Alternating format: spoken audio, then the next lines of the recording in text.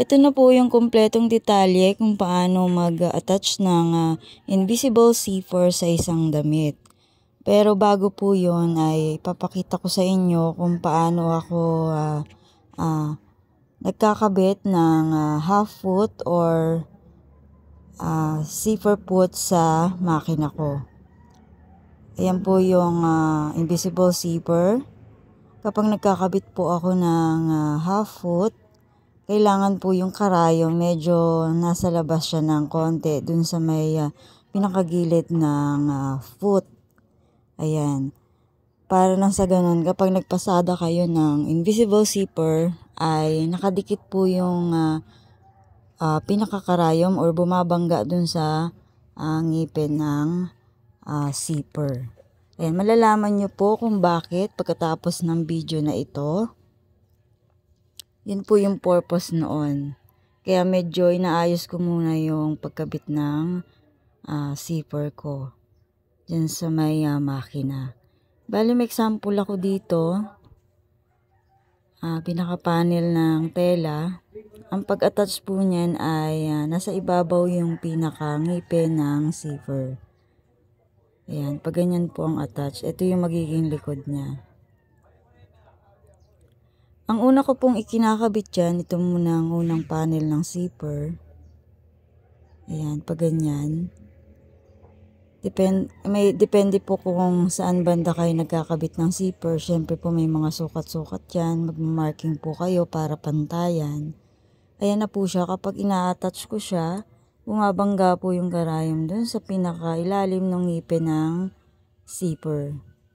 Kailangan nakadikit siya doon. Ayan. Pag nag-attach po kayo niyan, hanggang dyan lang po kayo sa may pinakabuto niya or slider ng zipper.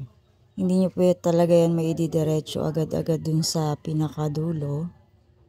And then, pag nag-attach naman kayo sa kabilang panel naman ng zipper, dun din sa kabilang panel ng damit, kunwari, ayan, kailangan talaga pantayan yan. Pero ngayon, magmamarking kayo, and then dito naman kayo mag-i-start sa may puwetan niya. Kanina doon sa may dulo, ayun dito naman. Kung saan kayo nagtabos kanina doon sa una, doon naman kayo magsisimula dito sa pangalawa. Ganun pa rin po yung proseso. Tahiin nyo lang siya. And kailangan pantayan din yung lapad nung pagtahi nyo dun sa panel ng damit. And then ganyan yung itsura niya. Ayan po yung sinasabi ko sa inyo. Kailangan nakadikit yung karayom dun sa ngipin ng zipper para po maiwasan yung pagbuka-buka ng ganyan. No? Kailangan ganyan po ang itsura or kalalabasan niya kapag tapos nyo na siyang i-attach. Hindi halata na mayroong zipper. Kaya nga po invisible zipper yung tawag dyan. And then dito sa pinakadulo naman or lilayan ng zipper at saka nitong magiging damit, kapag in-attach nyo yan ay kasing lapad lang din ng pag-attach nyo ng zipper. And then hindi naman siya sa lubong pero medyo dikit lang siya dun sa pinakadulo ng pinagtahian ninyo. Angat lang ng konti yung pasada ninyo. Ayan, parang ganyan. Hindi siya masyadong salubong, pero pwede rin naman isalubong.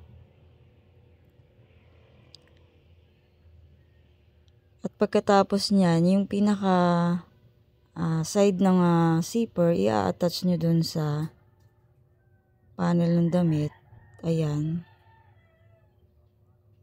Naka-open seam kasi yan.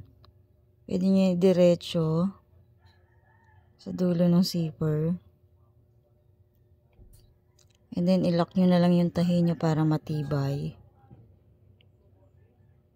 Sa kabila naman, ganun din. Pwede nyo pong idiretso yan, pwedeng hindi. Ayan, ganyan. Para talagang fix yung pagkakatahi ng zipper. Ayan, ganyan lang po sa kasimple kung paano mag-attach ng invisible zipper. Pa-like and share naman po ng video na ito para lahat makapanood at matuto. Ayan, salamat po sa inyong panonood at pagsubaybay. Ayan, sana po may natutunan kayo. See you on my next video.